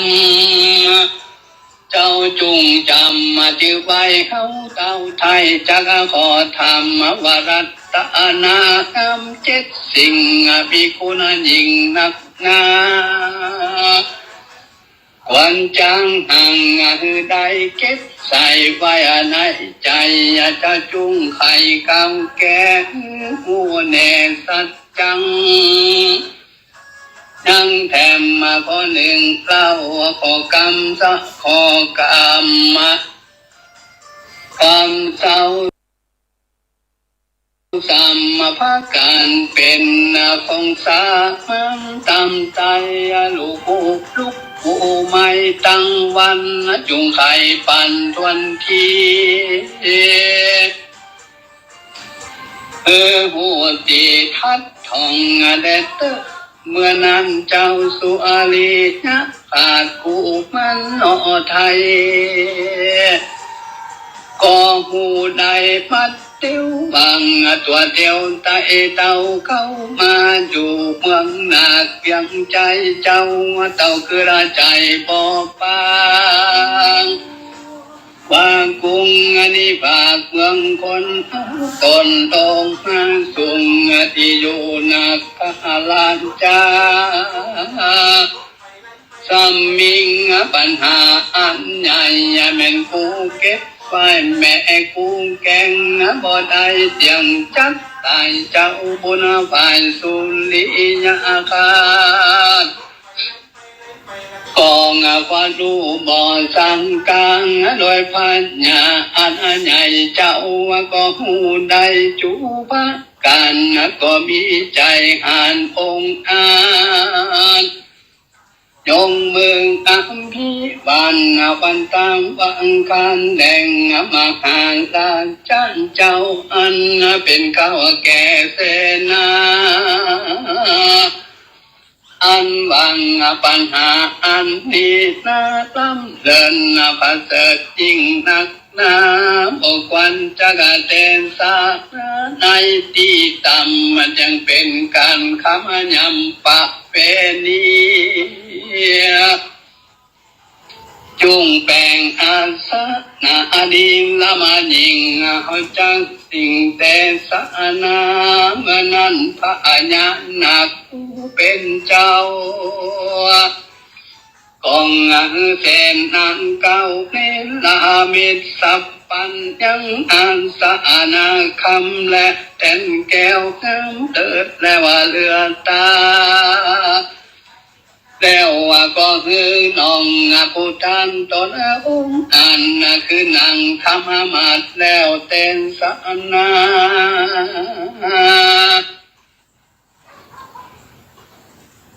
วางการแดงมหาดังเจ้าตนเป็นกาวภาพเพียงใจ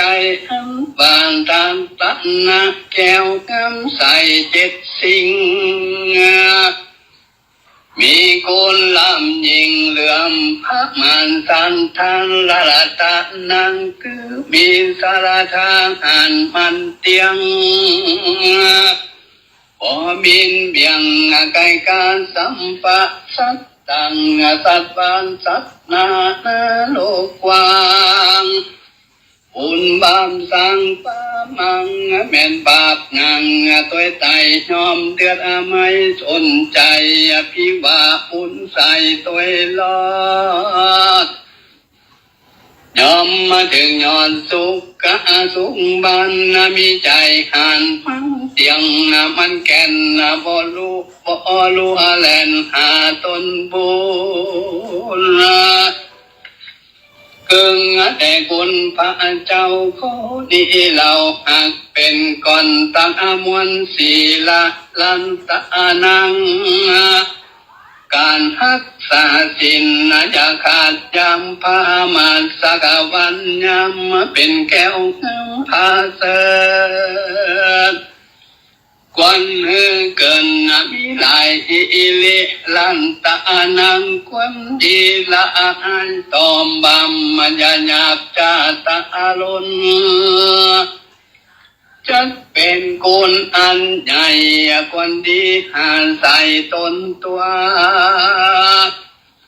อนตามปะรัตนังจุงจักกว่าตังบำกำหยาบจาอย่างกะตัมปะหูสุตตารัตตานัง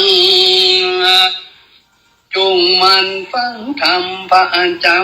แล้วเก็บเข้าใส่หัวใจอย่าเป็นแก้วใส่องค์อันจะคือขาดสันดา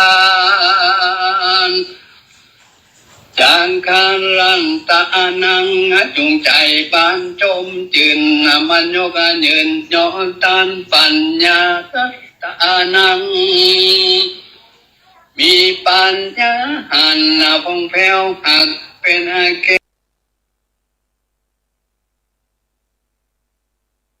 แก้วกาแปงเมืองขอฟ้าบุญเรื่องยุดใหญ่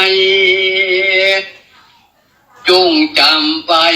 ดังใครจางอันว่าของดำสามตัวนั้น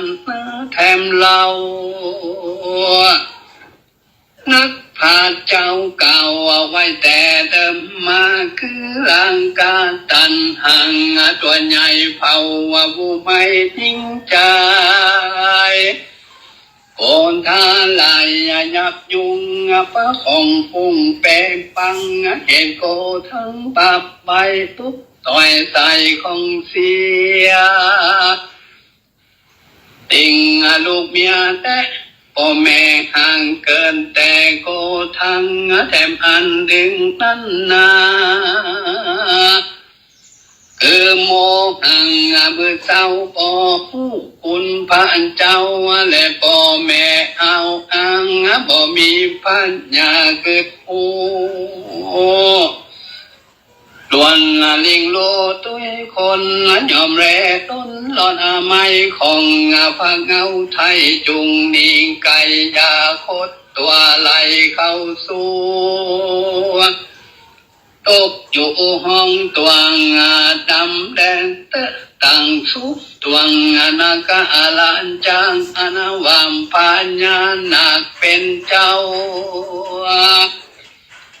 ตั้งเสงนาเก้าและโยทางอันใดยิ่งกำจางแห่งมหาสันเจ้าแล้วก็พองแผ้วเจ้ยบานนั้นเสียงตาทุกการมีกองนั้นตัวต้องปะลังปุ่งนากะพ้นโมใจตินโสยินดีของใดมีบ่ไว้จักจกออกไตถวายปูจาก็มีหันแลนาทัดนั้นปัญญานักตนเป็นใหญ่ก็จริงใจจำเสดเอากันมาแต่งซอยยังนั่งนาต้อยเกศสักนั่งอันเป็นที่ตาลุงแก้วตกแต่งแล้วจริงนำมาเป็นอังกาลาจามาเห็นสิ่งแห่งตนบุญมีมหาสันเจ้าแล้วก็อันพี่อาแสงส่องงานอ่อนหนาวอยู่สะเวยเมืองส่องบุญเรื่องนอไทยอายุก็ปอนได้12 ปีฟุงตาสิงอยู่เฝ้าเห็นเจ้าเป็นปาฏิวานทุก3 ล้านละมันยิงในห้องมิงเมืองควางก็มีหันและนาทีนี้จากวันนาจานเราถึงนั่งนาวสาลีคำตุกยุงกลางตรงน้ำป่าไม้นางร้องไห้สะแหวงห่างยังบนตาลูกไทยตามมาเก้าไม่แหละล้อมคา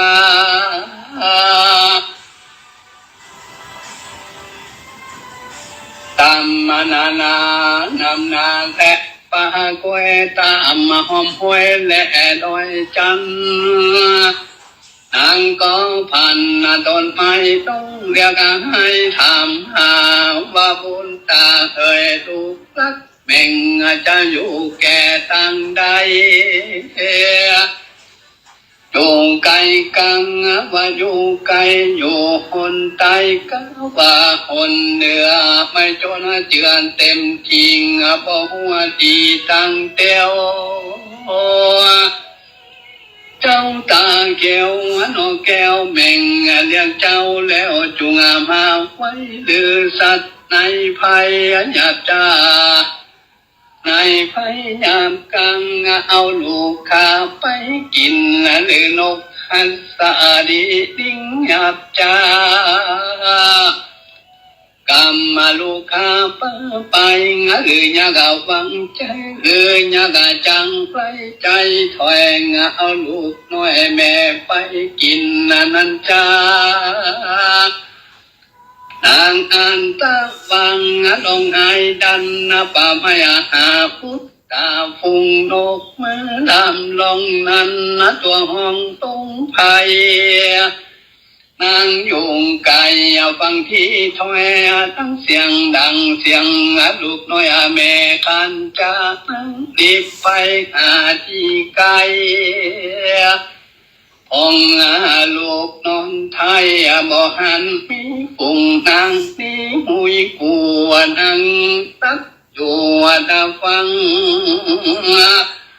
หูดังกวังบ่แล้ววังเป็นเสียงลุงแก้วแม่โอยข้างนางเตียวกลางป่าไม้นับบ่ได้คืนวันก้อยก็ผ่านไปตั้งนาเรียกหาลูกนอลาจุวันละดาดงตันบ่ยังต่อเต้าฟัง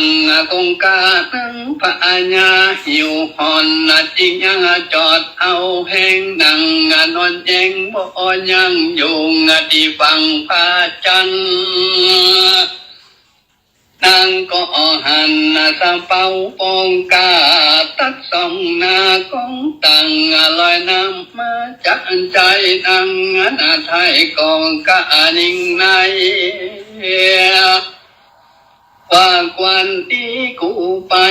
ตั้งนากับหมู่ปองกาดีลีนางก็ย่ออันจุลิงขับไฟยังเต็มป่าไทยและอินตังว่าดูลานเต็มว่าเด้อเฮยมวนมัวอันยงป่าไม้ดงนางตั้งบุญอินตาเจ้าฟ้าจุงไว้นาเด้งหันใจได้ผ่านมาไกล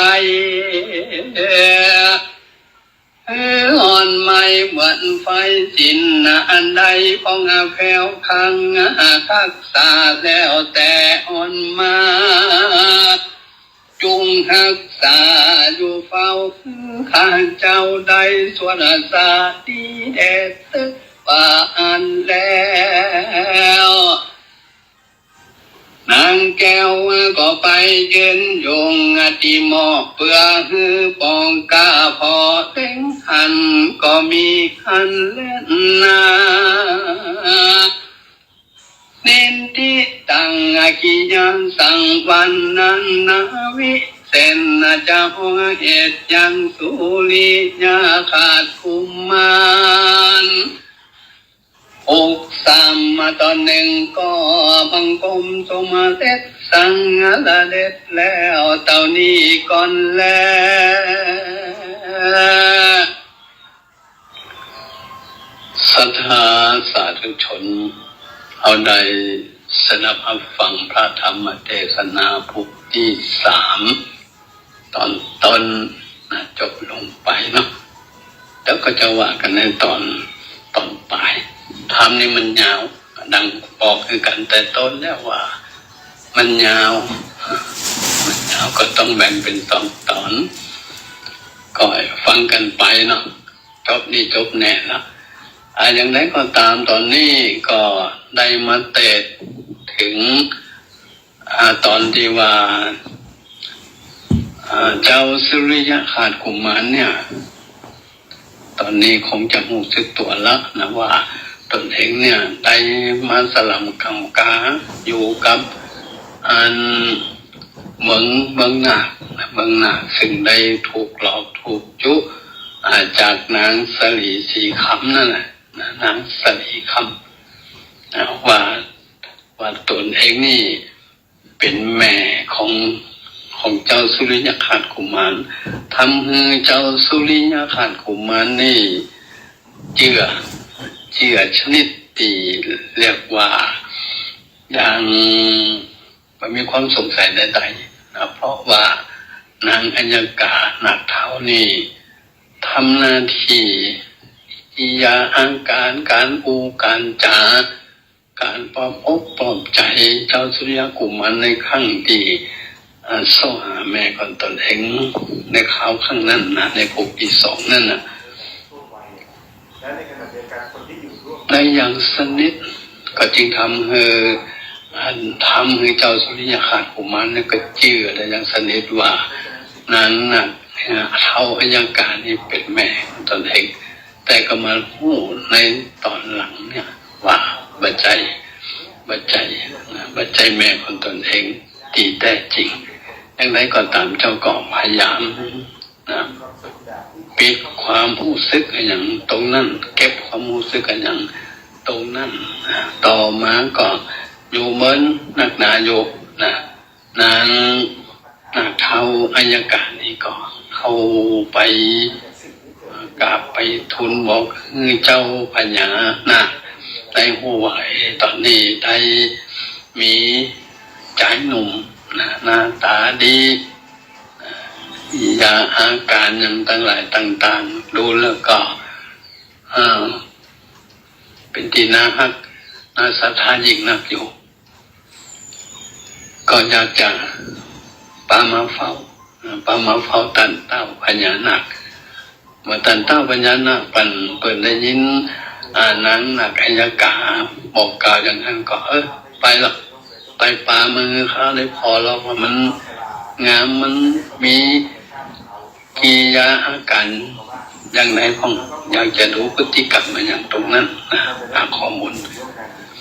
เมื่อนางอัยกาในอัยกาน่าจะเป็นมเหสีของเต้าพญานาคขอปาเอาเจ้าสุริยกุมารเนี่ยเอามากราบมาพอท่านพญานาคถามเจ้าสุริยกุมารนี่แล้วก็เกิดความศรัทธาเพราะว่าเป็นผู้ที่มีรูปลักษณะอันงามเป็นผู้ที่มีกิริยาอาการอย่างดูแล้วท่าทางกิริยาต่างๆเนี่ยเป็นดีน่าเลื่อมใสศรัทธาต่อเจ้าสุริยกุมารเป็นยิ่งนักเป็นยิ่งนักก็เลยคู่กันไปคู่กันมาเนาะเอากันไปคู่กันมาตกลงว่าอยากจะเอาไว้ที่ในเมืองเนี่ยในเมืองนาคเนี่ยแต่ก็มีข้อแม้อยู่ว่าถ้าหากว่าเจ้าจะอยู่ต่อตรงนี้พักพิงอาศัยอยู่กับเขานี่นะก็ช่วยตอบปัญหาเขาจะมีปัญหาถามอยู่2 ข้อถ้าหากว่า2 ข้อคือว่า2 คำถาม2 คำถามถ้าหากว่าตอบได้ก็จะอนุญาตให้อยู่ในบ้านนี้เมืองนี้ถ้าหากว่าตอบไม่ได้ก็จะถูกลงโทษนะเจ้าสุริยกุมารก็ฟังก็รู้สึกบ่ค่อยสบายใจตอนนั้นนะแต่ก็โดยสติปัญญาก็จึงตอบรับท่านเจ้าพญานาคไปว่าจะตอบมีคำถามอยู่ว่าสิ่งที่รัตนะทั้ง7อย่างเนี่ยรัตนะทั้ง7อย่างนี้หมายความว่าอย่างไรแล้วก็ถามปัญหาข้อหนึ่งคือว่าของดำ3 อย่างคืออะไรอย่างเจ้าสุริยะขาดกุมารตั้งสติใจปัญญาตลอดถึงบุญบารมีที่เป็นได้สะสมมาตั้งแต่ในแต่ไหนตั้งกับตอบว่ารัตนะทั้ง7นั่นรัตนะที่1ก็คือศรัทธารัตนะข้อที่2ศีลรัตนะข้อที่3กัหิริรัตนะข้อที่4โอตตัปปะรัตนะข้อที่5พหุสูรัตนะข้อที่6ก็จาคะรัตนะข้อที่7ก็ปัญญารัตนะแล้วก็ปัญหาคำถามหนึ่งถามว่าของดำ3 อย่างมีอะไรอย่างก็ราคะโทสะโมหะเจ้าสุริยกุมารก็ตอบไปแล้วก็ได้อธิบายเสริมเพิ่มเติมอย่างรัตนะตั้งหลายทั้ง7นั่นคือกับต้านเต้าพญานาคตลอดถึงปัญหาตอนที่2ว่าของดำ3 อย่างมีราคะโทสะโมหะอย่างเนี้ยได้อธิบายขยายอย่างกว้างขวางพิสดารทำให้ท่านเจ้าพญานาคพอใจในสุริยกุมารก็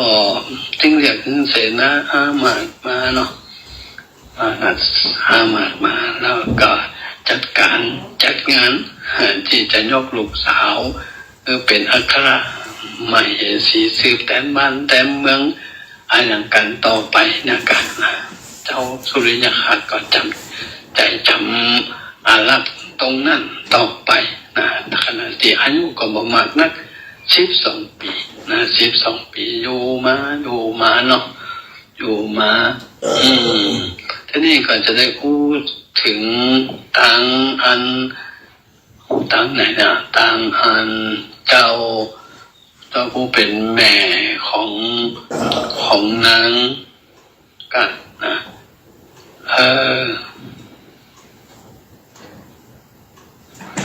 ของใครเนี่ย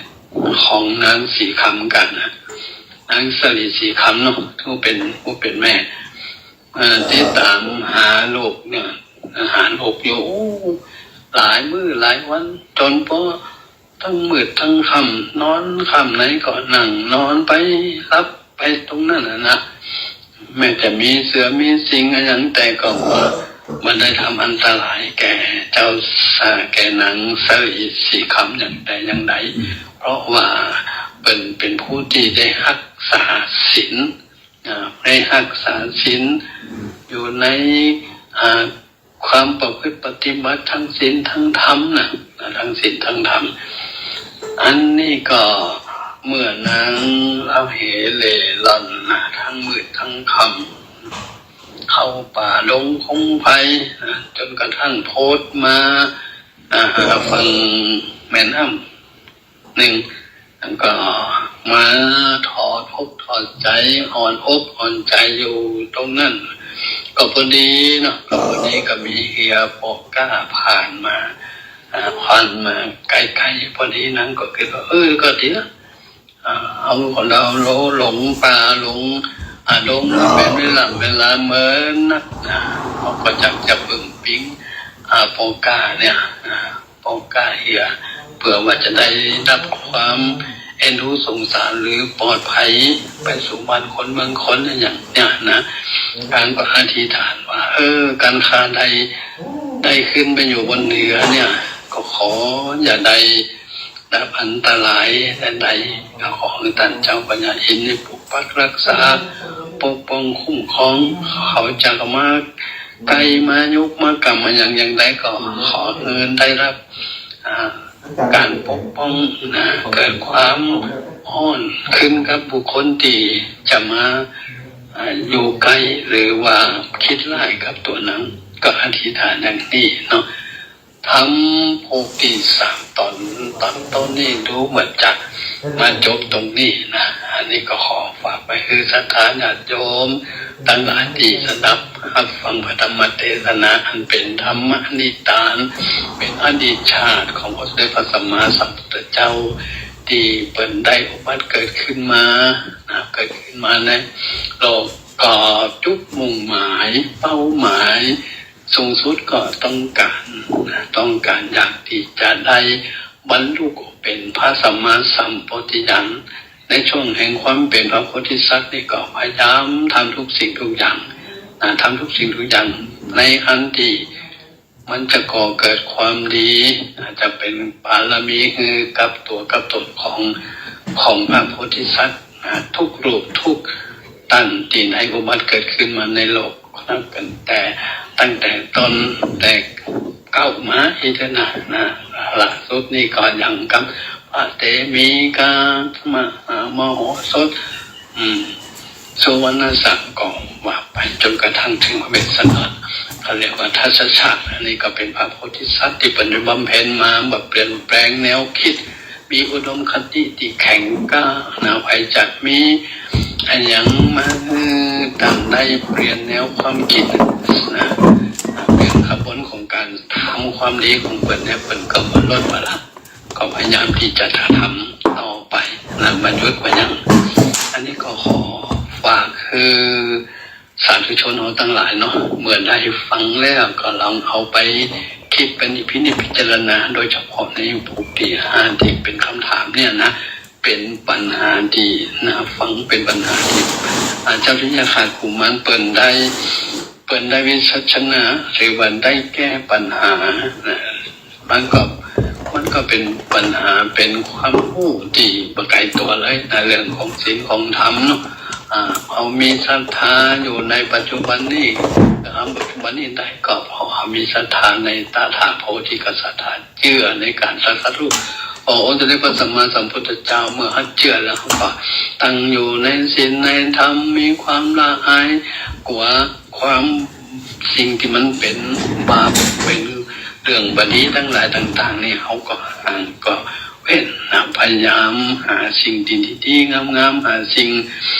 ที่มันขวัญใจการที่จะนำพาวิถีชีวิตของเราเนี่ยไปสู่เป้าหมายที่เรียกว่าพอตั้งนามีความหวังเนี่ยพอตั้งหลังก่อเกิดความสุขปมุสุตตะรัตนังนี่นะคือเป็นแก้วที่คนแก่การที่เขาจะสะสมจาคะรัตนังปัญญารัตนังนี่ก็ดีเนาะเวลามีน้อยนะเวลามีน้อยเดี๋ยวก็อูไปเดี๋ยวก็เดี๋ยวเมื่อกี้นาทีเนาะในท้ายที่สุดก็คือเรื่องของไฟราคะขี้ไฟโทสะขี้ไฟโมหะขี้ไฟนี่ก็ที่เจ้าสุริยะขัดกุมารเป็นต่อไปนะของดำ3อย่างนะราคะเนี่ยราคะโอกิเลสตัณหาความโกรธความหลบความหลงทั้งหลายเหล่านี้ก็ป้าคือคนนี่เสียผู้เสียคนใดนะแต่คนใดอาจารย์ก็อานิสงส์ที่เฮาสนับฟังไปเนื้อหาสาระแก่นสารในเรื่องของธรรมริตาเนี่ยมันแฝงอยู่ตรงนั้นอยู่มากมายขอฝากคือศรัทธาสาธุชนเราทั้งหลายเนาะได้น้อมนำออกไปประพฤติปฏิบัติเพื่อจะเป่าสิ่งชั่วร้ายทั้งหลายอันอยู่ในจิตในใจของเราเนี่ยเพื่อจะได้มันเบาบางหรือหายไปนะก็ขอความสุขความเจริญเนาะมีอย่างเรียกว่ามันม่อนแล้วเนาะคือพรสีประกาศพรสีประกาศมีอายุวันนะสุขภาละอะไรทั่วถึงกันทุกคนทุกคนเนาะขอมีสุขภาพอนามัยแข็งแรงเด้ออายุพโนสุขังปะลัง